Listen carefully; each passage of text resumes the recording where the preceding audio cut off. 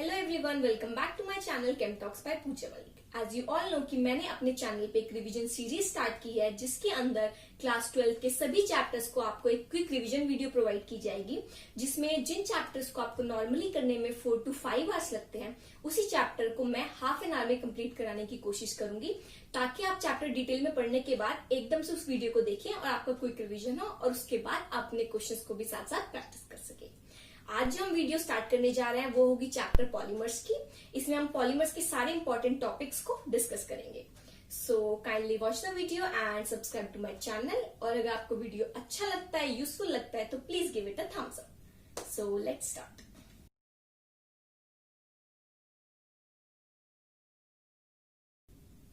जब भी हम कोई न्यू टर्म सुनते हैं तो हमें उसका मीनिंग पता होना और उसके यूजेस पता होना बहुत इंपॉर्टेंट है। जैसे कि हमारा टर्म हो गया polymer.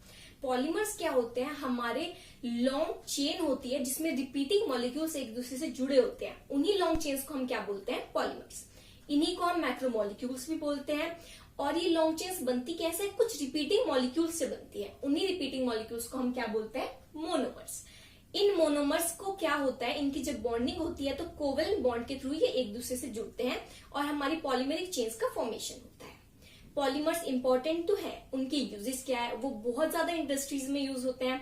Variety of uses like plastic industry में प्लास्टिक्स पॉलीमर से बनी होती है। इलास्टोमर्स, हमारे फाइबर्स, उनमें यूज होता है। एंड जो हमारी ऑटोमोबाइल इंडस्ट्री है, टायर्स वगैरह, उनमें इसका यूज होता है। पेंट्स, वार्निशेस, उनमें जो इलेक्ट्रिक इंसुलेशन होता है वायर्स वगैरह में, उनके मटेरियल में पॉलीमर्स का यूज होता है। तो basically it is a very important part of our daily life, इसलिए हमें उसकी स्टडी करना इंपॉर्टेंट है। So let's understand this with an example. जैसे यहाँ पे हमारा CH2 डबल बॉन्ड CH2 हमने लिया है, ये है इथीन। ये क्या है? एक तरह का हमारा मोनोमर यूनिट है। इसका जब हम पॉलीमराइजेशन करते हैं तो ये रिपीटिंग यूनिट फॉर्म होता है, दैट इज NCH2CH2।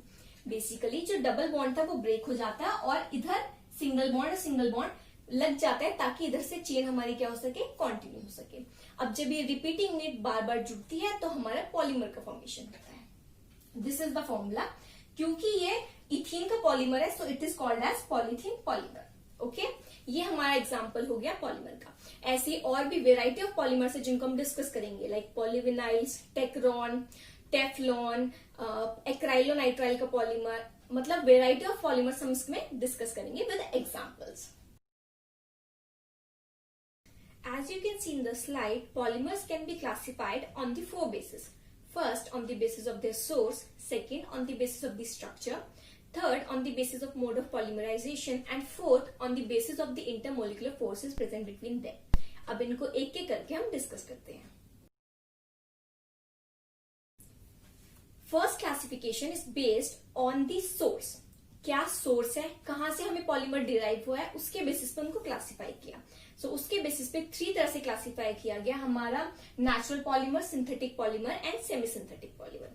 जो नेचुरल पॉलीमर होता है ये वो होता है जो हमें नेचुरल सोर्सेज से, like through plants and animals, उनसे डिराइव होता है। जैसे कि हमारे प्रोटीन्स हो गए, सेल्यूलोज, स्टार्च, ये सब हमारे क्या हो गए? Natural polymers. Second is synthetic polymers. Synthetic polymers वो है जो मैनमेड है, आर्टिफिशियली प्रिपेयर किए गए हैं। जैसे कि हमारा नाइलॉन 6,6, पॉलीथीन, पॉलीविनाइल क्लोराइड, ये सब हमारे सिंथेटिक पॉलीमर्स हैं। Third classification is semi synthetic polymers. ये वो होते हैं जो हमें नेचुरली डिराइव होते हैं बट उन पे केमिकली वर्क किया जाता है, उनको मॉडिफाई किया जाता है। जैसे सेल्यूलोज के derivatives, cellulose acetate, cellulose nitrate.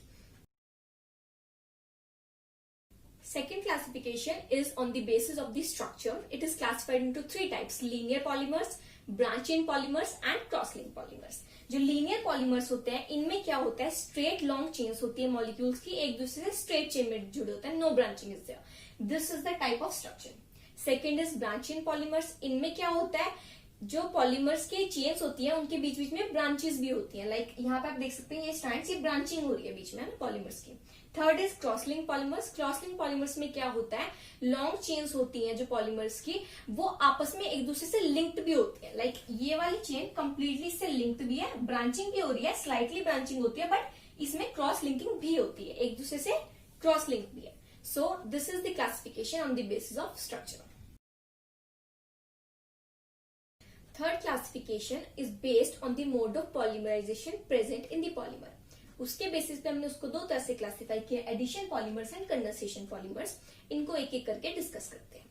First will discuss addition polymers. इन एडिशन पॉलीमर्स क्या होता है कि हमारे जो मोनोमर्स होते हैं उनका रिपीटेड एडिशन होता है एक दूसरे में, और जनरली जो मोनोमर्स होते हैं वो अनसैचुरेटेड होते हैं, दैट इज उसमें डबल बॉन्ड या ट्रिपल बॉन्ड प्रेजेंट होंगे और उसमें उसी स्पीशीज का रिपीटेड एडिशन होता रहेगा और हमारा पॉलीमर फॉर्मेशन हो जाएगा। जैसे इसको हम फिर फर्दर दो तरह से क्लासिफाई कर सकते हैं, होमोपॉलीमर एंड कोपॉलीमर। होमोपॉलीमर वो होगा जिसमें जो हम मोनोमर ले रहे थे जिसका रिपीटेड एडिशन होता है वो सेम होगा। कोपॉलीमर में क्या होगा, वन से अलग, मतलब different type of polymers can be use in the polymerisation process. देखते हैं होमोपॉलीमर, यहाँ पे हमने इथीन का मॉलिक्यूल लिया, सो इथीन ही बार बार रिपीटेड एडिशन करेगा और हमारा पॉलीथीन का फॉर्मेशन हो जाएगा। सेकेंड जो कोपॉलीमर है उसमें हमने अलग अलग मोनोमर्स लिए हैं, 2 यूनिट्स लिए हैं। पहला है ब्यूटा 1,3-डाइन and second is our styrene. इनका जब कॉम्बिनेशन होता है पॉलीमराइजेशन होने के बाद ब्यूना एस इज फॉर्म। ये यहाँ पे हमारा ब्यूटा 1,3-डाइन का जो चेन है वो इसके साथ स्टाइरिन के साथ पॉलीमराइज करके ब्यूना एस का फॉर्मेशन करता है। Okay, now condensation polymerisation. इसमें क्या होता है, हमारे बाई फंक्शनल और trifunctional groups generally present होते हैं और रिपीटेड कंडेंसेशन होता रहता है। और जो स्मॉल मॉलिक्यूल्स होते हैं लाइक वाटर मॉलिक्यूल्स, अल्कोहल्स, कोई गैसेस, वो क्या होता है उनका रिमूवल हो जाता है। जैसे आप एग्जाम्पल में देख सकते हैं, यहाँ पे हमने 2 हमारे मोनोमर्स लिए हैं डिफरेंट बाई फंक्शनल। इसमें क्या है, ये है हमारा hexamethylene diamine and this is adipic acid. इनका जब कोपॉलीमरेशन हमने किया तो हमें मिलता है ये नाइलॉन 6,6 इन दोनों के कंडेंसेशन से, और वाटर मॉलिक्यूल्स रिमूव हो जाते हैं। So this is condensation polymerisation. The fourth classification is based on the intermolecular forces present between the polymers. उसके बेसिस पे उसको 4 तरह से क्लासिफाई किया गया, elastomers, fibres, thermosetting polymers and thermoplastic polymers. इनको एक एक करके डिस्कस करते हैं। First, elastomers. ये वो वाले पॉलीमर्स होते हैं जिनके बीच में मॉलिक्यूल्स के बीच में वीक इंटरमोलिकुलर फोर्सेस होती हैं और ये इलास्टिक होते हैं इसी वजह से और स्ट्रेचेबल होते हैं। Example Buena S, neoprene. Second is fibres. Fibres में स्ट्रॉन्ग इंटरमोलिकुलर फोर्सेज होती हैं, ये क्रिस्टलाइन होते हैं नेचर में, हाई टेंसाइल स्ट्रेंथ शो करते हैं, हाई मॉड्यूलस शो करते हैं और थ्रेड फॉर्मिंग सॉलिड्स होते हैं। Example nylon 6,6, polyesters, polyamides. Third is thermoplastic polymers.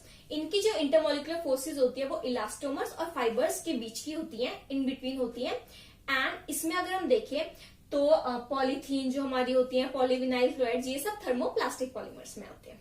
Okay, fourth is thermosetting polymers. इनमें क्या होता है, क्रॉस लिंकिंग होती है या हैवी ब्रांचिंग होती है। जैसे थर्मोप्लास्टिक में लीनियर चेन या स्लाइड ब्रांचिंग होती है और थर्मोसेटिंग में हैवी ब्रांचिंग होती है, ये इनके बीच में डिफरेंस है। एंड थर्मोसेटिंग पॉलीमर्स में क्या होता है, जब क्रॉस लिंकिंग हो जाती है तो उसके बाद उनको किसी और तरह से मोल्ड नहीं किया जा सकता, रीयूज नहीं कर पाती। Example Bakelite. So this completes the classification of the polymers. Our next topic is type of polymerization. तो इसमें हम दोनों एडिशन पॉलीमराइजेशन और कंडेंसेशन पॉलीमराइजेशन को डिस्कस करेंगे। एडिशन पॉलीमराइजेशन, एडिशन पॉलीमराइजेशन को हम चेन ग्रोथ पॉलीमराइजेशन भी बोलते हैं क्योंकि इसमें जो हमारा मोनोमर्स है उसका रिपीटेड एडिशन होता रहता है, उसी के से लॉन्ग चेन का फॉर्मेशन होता है और जैसे जैसे हमारा मोनोमर रिपीटेडली ऐड होता रहता है, जो चेन लेंथ है वो क्या होती है, इंक्रीज होती रहती है। ये वाला पॉलीमराइजेशन जनरली या तो फ्री रेडिकल मैकेनिज्म से या फिर आयनिक स्पीशीज के फॉर्मेशन से होता है। सो इसका फ्री रेडिकल मैकेनिज्म हम यहाँ पे डिस्कस करेंगे। फ्री रेडिकल मैकेनिज्म के थ्रू जब एडिशन पॉलीमराइजेशन होता है तो उसमें क्या होता है, एज अ कैटलिस्ट या फिर एक फ्री रेडिकल इनिशिएटर की तरह हम कोई कैटलिस्ट ऐड करते हैं, इनिशिएटर ऐड करते हैं, जैसे बेंजोइल पेरोक्साइड। सो यहाँ पे हम लोग स्टडी करेंगे कि इथीन का पॉलीमराइजेशन कैसे होता है in the presence of benzoyl peroxide. Let's start. यहाँ पे क्या है, जो फर्स्ट स्टेप है, this reaction is in 3 steps. The first step is this, second step and third step. The first step is chain initiation step. उसमें क्या होता है, हमारा सबसे पहले रेडिकल जनरेशन होता है। जैसे यहाँ पे हमारा बेंजोइल पेरोक्साइड है, वो यहाँ से बॉन्ड ब्रेक करेगा और ये वाला रेडिकल जनरेट करेगा। क्योंकि रेडिकल फर्दर अनस्टेबल होता है तो यहाँ पे हमारे लास्ट में फिनाइल रेडिकल का जनरेशन होता है। सेकेंड, इसमें क्या होगा, फिनाइल रेडिकल जो है वो हमारे इथीन मॉलिक्यूल के साथ अटैच होगा और यहाँ पे हमारा एक न्यू रेडिकल जनरेशन होगा। क्योंकि इसमें न्यू रेडिकल जनरेशन हुआ है तो ये हमारा क्या हो गया, chain initiation step. Second step is chain propagation step. इसमें क्या होगा, हमारी जो फर्स्ट जो यहाँ पे हमारा फॉर्म हुआ है चेन, वो फर्दर दूसरे इथीन मॉलिक्यूल के साथ रिएक्ट करेगी, तीसरे इथीन मॉलिक्यूल के साथ, एंड फर्दर रिएक्शन करते करते न्यू रेडिकल्स का फॉर्मेशन करेगी और चेन का प्रोपोगेशन होता रहेगा। सो ये हमारे न्यू रेडिकल्स जनरेट होंगे। यहाँ पे n is the number of ethene molecules जो ऐड होते रहेंगे, उसके हिसाब से चेन हमारी लेंथ होगी, क्या होगी, इंक्रीज होती रहेगी। Third step is chain termination step. इसमें क्या होगा, जो चेन अब इंक्रीज हो रही है, रेडिकल्स जनरेट हो रहे हैं, वो रेडिकल्स कंबाइन होंगे और शॉर्टर प्रोडक्ट्स बनेंगे ताकि हमारी चेन का टर्मिनेशन हो और हमारा जो प्रोडक्ट हमें चाहिए पॉलिथीन, उसका जनरेशन हो। सो इस तरह से हमारा फ्री रेडिकल मैकेनिज्म होता है कि पॉलिथीन कैसे फॉर्म होती है, थ्रू फ्री रेडिकल मैकेनिज्म। अब जो पॉलिथीन है वो भी फर्दर दो टाइप की होती है, low density polythene and high density polythene. उनको हम एक एक करके डिस्कस करते हैं। So polythene is classified as low density polythene and high density polythene. Low density polythene वो होती है जो हमारे high temperature high pressure conditions पे फॉर्म होती है। इसमें कैटलिस्ट होता है हमारा एक पेरोक्साइड। जो हाई डेंसिटी पॉलिथीन होती है वो हमारी low temperature low pressure conditions पे फॉर्म होती है। उसमें जिगलर नाटक कैटलिस्ट हमारा प्रेजेंस होता है और वो एक हाइड्रोकार्बन सॉल्वेंट में रिएक्शन हमारी होती है। इन दोनों में जो दोनों ही है वो केमिकली इनर्ट होते हैं, बट अगर इनकी डेंसिटी देखी जाए तो जो हाई डेंसिटी पॉलिथीन है उसकी डेंसिटी ज्यादा होती है and it is more tougher and stronger and flexible. So इसलिए वो ज्यादा एप्लीकेबल होती है। नाउ हमने जो फर्स्ट एग्जांपल डिस्कस किया एडिशन पॉलीमराइजेशन का, that was formation of polythene. ऐसे हम दो एग्जांपल और डिस्कस करेंगे जो एग्जाम्स में फ्रीक्वेंटली पूछे जाते हैं। The second example is Teflon, that is polytetrafluoroethene. इसमें क्या होता है, हम टेट्राफ्लोरोइथीन को लेते हैं, sorry it is ethene, okay. So यहाँ पे हम क्या करते हैं, टेट्राफ्लोरोइथीन को लेते हैं और कैटलिस्ट की प्रेजेंस में हाई प्रेशर पे इसका पॉलीमराइजेशन हो जाता है and Teflon is formed. Third example is PAN, that is formation of polyacrylonitrile. इसमें क्या होता है, हम एक्राइलोनाइट्राइल का जब पेरोक्साइड कैटलिस्ट की प्रेजेंस में पॉलीमराइजेशन कराते हैं तो हमारा PAN का फॉर्मेशन होता है। So this completes the addition polymerization. Second is condensation polymerization. As we have discussed, condensation polymerization में क्या होता है, बाइफंक्शनल या ट्राइफंक्शनल ग्रुप्स प्रेजेंट होते हैं जिनके बीच में रिपीटेड कंडेंसेशन होता है और जो स्मॉल मॉलिक्यूल्स होते हैं लाइक वाटर, अल्कोहल के मॉलिक्यूल्स, वो साथ साथ रिमूव होते रहते हैं। इसको हम 3-4 एग्जाम्पल से समझेंगे, okay. First example is of nylon 6,6। इसमें क्या होता है, हम अपने दो डिफरेंट मोनोमर्स लेते हैं, adipic acid and hexamethylene diamine. High pressure पे 553 केल्विन पे जब इसकी रिएक्शन की जाती है तो इसका पॉलीमराइजेशन होता है and this is the molecule which is formed and because it is condensation reaction, so इसमें हमारे वाटर मॉलिक्यूल्स भी रिमूव होते हैं। जितने हमने मॉलिक्यूल्स अपने मोनोमर्स के लिए उतने ही वाटर मॉलिक्यूल्स में रिमूव हो जाते हैं। Second example is of nylon 6,6। इसमें क्या होता है, जो कैप्रोलैक्टम होता है जब उसको हीट किया जाता है वाटर की प्रेजेंस में एट टेम्परेचर 533 to 543 केल्विन, तो हमारा नाइलॉन 6 का फॉर्मेशन होता है। इसमें भी हमारा वाटर का मॉलिक्यूल रिमूव हो जाता है। ये हमारी कंडेंसेशन पॉलीमराइजेशन के दो एग्जांपल्स होते हैं। The third example of condensation polymerization is the formation of Dacron, that is टाइरोडीन। अगर हम इसमें देखें तो हम इथेन 1,2-डायोल लेते हैं विद टेराथेलिक एसिड। जब इनका रिएक्शन होता है in the presence of a catalyst तो पॉलीमराइजेशन होता है और हमारा डेक्रोन का फॉर्मेशन होता है। इसमें भी वाटर मॉलिक्यूल का रिमूवल होता है। सो ये क्या है, कंडेंसेशन पॉलीमराइजेशन। इन एग्जाम्पल्स को हम क्यों डिस्कस कर रहे हैं, क्योंकि आपके एग्जाम में फ्रीक्वेंटली क्वेश्चन पूछा जाता है कि जो हमारे कोई पॉलीमर है उसके आप मॉनिमर्स बताइए कि ये पॉलीमर है, इसमें क्या मॉनिमर्स थे, उनके नेम और उनके स्ट्रक्चर पूछे जाते हैं। तो आपको वो पता होना बहुत जरूरी है कि जो पॉलीमर हम पढ़ रहे हैं वो बनना कैसे है, उसमें मोनोमर्स इन्वॉल्व कौन कौन से। Fourth example is phenol formaldehyde polymer. इसमें क्या होता है, फिनॉल और फॉर्मेल्डिहाइड जब रिएक्शन करते हैं in the presence of acid और बेस तो हमारा ऑर्थो पैरा प्रोडक्ट दोनों फॉर्म होते हैं, बट ऑर्थो प्रोडक्ट मेजर होता है। ये जब फर्दर इसका हम हाइड्रोलाइसिस कराते हैं तो क्या होता है, यहाँ पे हमारे चेन का फॉर्मेशन हो जाता है। Basically linear chain is form जिसको हम नोवेलिक बोलते हैं। यहाँ पे CH2 जो मिथाइलिन ब्रिजेस के थ्रू हमारी एक लीनियर चेन फॉर्म हो जाती है पॉलीमर की, जिसको हम क्या कहते हैं, नोवेलिक। अब इसी नोवेलिक का जब हम फर्दर फॉर्मेल्डिहाइड के साथ रिएक्शन कराते हैं तो ये इसी दूसरी चेन के साथ नीचे क्रॉस लिंकिंग बना लेता है। बेसिकली जो OH है वो यहाँ से H रिमूव होकर नीचे इससे H रिमूव होकर OH के OH रिमूव के यहाँ पे ब्रांचिंग हो जाती है। उसी को हम क्या बोलते हैं, Bakelite. So this completes our condensation polymerisation. Our next topic is rubber. हम यहाँ पे दो तरह के रबर्स को डिस्कस करेंगे, natural rubber and synthetic rubber. Natural rubber basically क्या होता है, एक नेचुरल पॉलीमर है जिसकी अपनी इलास्टिक प्रॉपर्टीज होती है, उसी के जैसे उसके बहुत ज्यादा यूज होते हैं। एंड ये हमें मिलता है कैसे, जो हमारा रबर ट्री होता है उसके बाद से हम नेचुरल रबर को जनरेट करते हैं। सो बेसिकली स्ट्रक्चर वाइज अगर हम देखें तो नेचुरल रबर क्या होता है, एक लीनियर पॉलीमर है, किसका, हमारी आइसोप्रीन यूनिट का। इसी को जब हम रिपीटेड एडिशन करते हैं तो हमारा नेचुरल रबर जनरेट होता है। अब जब नेचुरल नंबर पे प्रैक्टिकली वर्क किया गया, एक्सपेरिमेंट किया गया, तो देखा गया कि वो हाई टेम्परेचर पे एकदम से सॉफ्ट हो जाता था और लो टेम्परेचर पे ब्रिटल होता था। सो उसकी इन्हीं फिजिकल प्रॉपर्टीज को इम्प्रूव करने के लिए एक वल्कनाइजेशन प्रोसेस इंट्रोड्यूस किया गया। ये काफी बार आपके एग्जाम में पूछा जाता है कि वल्कनाइजेशन होता क्या है। सो बेसिकली वल्कनाइजेशन में क्या होता है, जो हमारा रॉ रबर होता है उसको सल्फर के साथ मिक्स करके हीट किया जाता है एट 373 to 415 केल्विन। और उसमें क्या होता है, जो अभी भी आइसोप्रीन यूनिट में पॉलीमराइजेशन के बाद डबल बॉन्ड्स प्रेजेंट होते हैं, सल्फर उन साइड्स पे जाके क्रॉस लिंकिंग कर लेता है। उससे क्या होता है, रबर स्टिफन हो जाती है, उसकी जो फिजिकल प्रॉपर्टीज है वो इंप्रूव हो जाती है।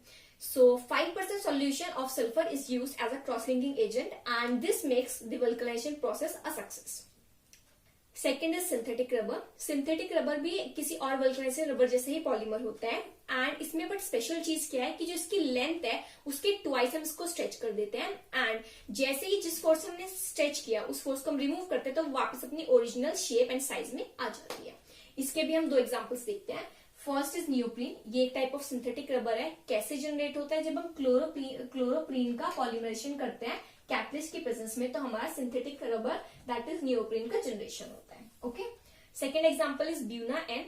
ये भी क्या है, एक सिंथेटिक रबर है। कैसे बनता है, ब्यूटा 1,3 डाइन का जब हम एक्राइलोनाइट्राइल के साथ पॉलीमराइजेशन करते हैं तो ब्यूना एन का फॉर्मेशन होता है। So these are the types of synthetic rubbers. This is the last topic of the chapter polymers, that is biodegradable polymers. Biodegradable polymers क्यों हमने इंट्रोड्यूस किए उसको हम देखते हैं। जो पहले पॉलीमर्स मैनमेड सिंथेटिक इंट्रोड्यूस किए गए उनको देखा गया कि वो एनवायरनमेंट में डिग्रेड नहीं होते थे। जो एनवायरनमेंट का एक नेचुरल प्रोसेस है डिग्रेड करने का, उसके वो रेजिस्टेंट थे और उससे पे कोई इफेक्ट नहीं आता था। तो इससे क्या हुआ, जो हमारे पॉलीमर्स थे वो धीरे धीरे उनका जो सॉलिड वेस्ट मटेरियल था वो हमारे एनवायरनमेंट में एक्यूमुलेट होने लगा। वो हमारे एनवायरनमेंट के लिए हार्मफुल था क्योंकि वो बहुत स्लोली डिग्रेड होता था। सो इसी चीज को हटाने के लिए हमारे बायोडिग्रेडेबल पॉलीमर्स को डेवलप किया गया। साइंटिस्ट ने उनको डेवलप किया और इनकी खास बात क्या है कि ये नेचुरली डिग्रेड हो जाते हैं, तो हमारे एनवायरनमेंट में ज्यादा टाइम तक एग्जिस्ट नहीं करते हैं। For example PHBV, poly beta hydroxy butyrate co beta hydroxy valerate. इसका स्ट्रक्चर आप देख सकते हैं, ये फॉर्म कैसे होता है। यहाँ पे जो हमारा 3 हाइड्रोक्सी ब्यूटानोइक एसिड है और 3 हाइड्रोक्सी पेंटानोइक एसिड है, जब ये रिएक्शन करते हैं तो पॉलीमराइजेशन होता है and our PHBV that is our biodegradable polymer is formed. So this completes our unit polymer. I hope कि ये रिवीजन सीरीज आपके लिए यूजफुल रही होगी। अगर आपको अच्छी लगी तो please give it a thumbs up and अगर आपके कोई भी डाउट्स हैं इस यूनिट से रिलेटेड, प्रीवियस जो हमने चैप्टर पढ़े हैं उससे रिलेटेड या और भी कोई डाउट्स हैं related to your syllabus, kindly mention it in the doubt section in the comments. Thank you.